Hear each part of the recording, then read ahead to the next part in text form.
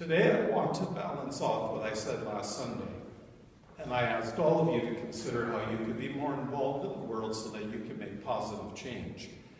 Now I'm going to ask you to do the exact opposite, and that is I don't want you to do anything. I don't want you to get involved, I don't want you to worry about the problems of the world, I just want you to simply bow in prayer, give your anxieties to God, and to trust that God will do something new. Now, all of this seems quite perplexing, I realize that, and it seems an absolute contradiction. But there is a reason for this, because I think most of you are aware of this in your own life, that while you need to act to make the world a better place, which is very good and true to do, it is also doubly true that sometimes you have to just stand back and wait for something to happen.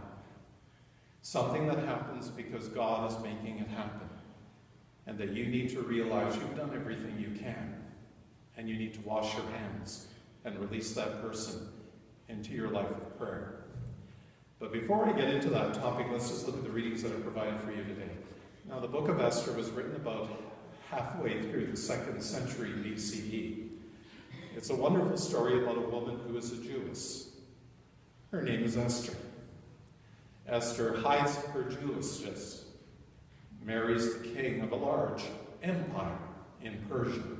She's part of the Jewish dispersia of that empire in those days, and she's hidden her Jewishness and falls in love with the king. She never reveals her background or her particular prejudices as a Jew. This is not known to the king at that time. Now, Ahab is like the prime minister, and he has a plan to get rid of the Jews because they're a troublesome lot. They seem to be, if you will, infecting their society. And so what he wants to do is get rid of them. He wants to annihilate them on a mass scale, and he's making plans for their preparation. Now, Mordecai is an uncle to Esther. Mordecai reveals the plan that the prime minister has, which the king is unaware of at this time. He's totally oblivious to this great plan of mass execution. And what he does is he reaches out to her, he speaks to her and tells her the truth. And finally she breaks down and tells her husband, I'm a Jew. And what you're doing to my people is wrong. The king, greatly surprised, although not upset that she's a Jew, says that he will do whatever he can to help the situation, which he does. Eventually, he arrests Haman, the prime minister, and has him executed, and peace reigns in the land. And at the same time, Esther opens up to her own faith without having to hide it from her husband, who is king. And Mordecai replaces Haman as prime minister. Now, this is a true historical fact. We know this. This is what happened. This is not a fable or a tale. But the people of Israel always once a year celebrate what is called Purim, which is this very story of how they were able to overturn circumstances that were wielding against them as a people. And what I want you to pay attention in this story, if you read the whole book of Esther, it doesn't say anything much about God.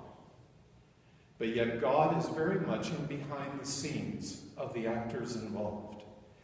And he wields the circumstances to Israel's favor, to their representatives in Persia.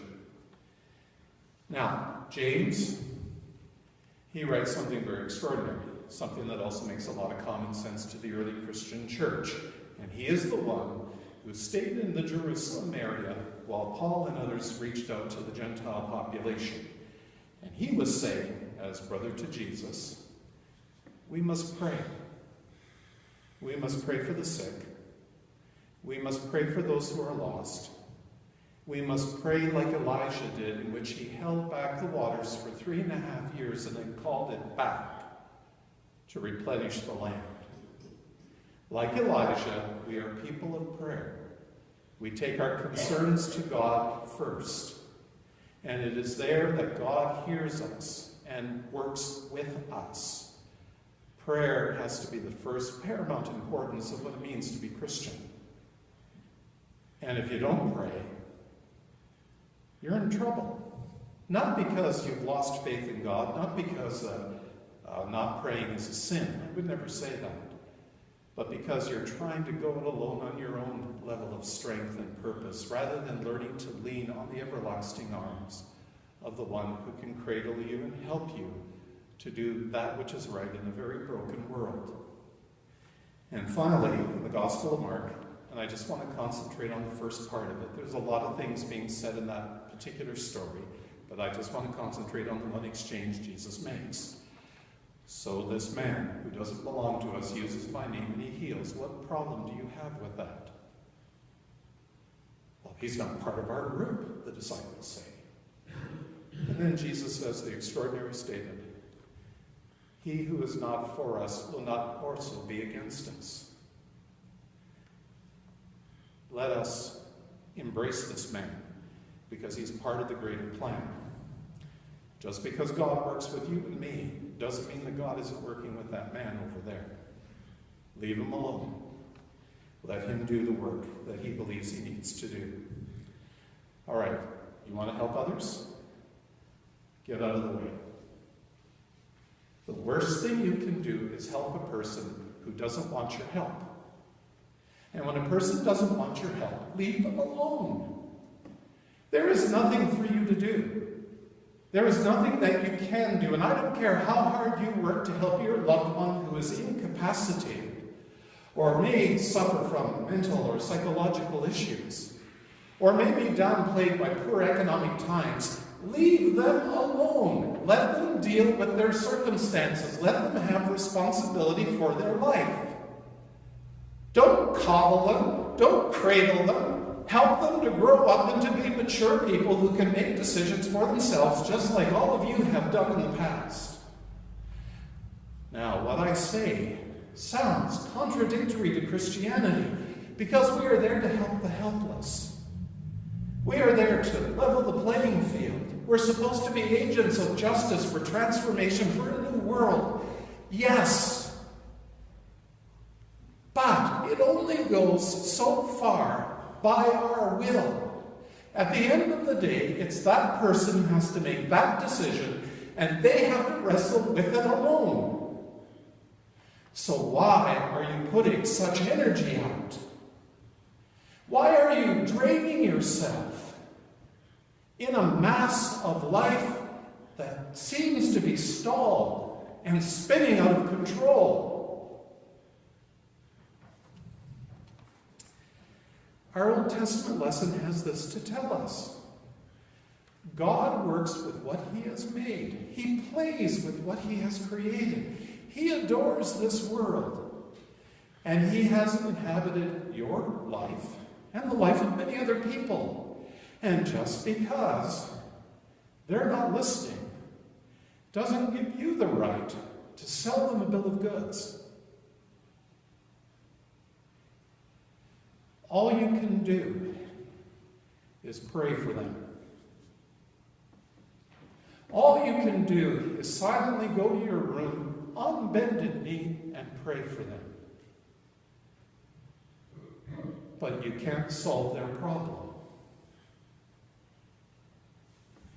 I grew up with a father who was the son of an alcoholic. I also grew up in a home where my mother was very sick. And as a child growing up, the mantra was, don't disturb your mother. She's very sick. Be quiet. Be careful what you say. At 10 years old, I didn't go to school for about a week, caring for my mom. That's how sick she was. And at the same time, I was careful with what I said to my mother, because she could turn on me in a split second. And my father, who was away at work, did not want my mother to be upset, because he grew up in an alcoholic home where his father beat his mother every weekend. Don't disturb the apple cart. Now, my father was an excellent manager of men, 310. He was an excellent administrator, perfect to the T, diplomatic to the core, never sided one way or the other. But I grew up very distorted about life. You mean I can't disagree with you? You mean I can't tell you how I really feel? Do you mean that I have to watch your reaction with everything that I say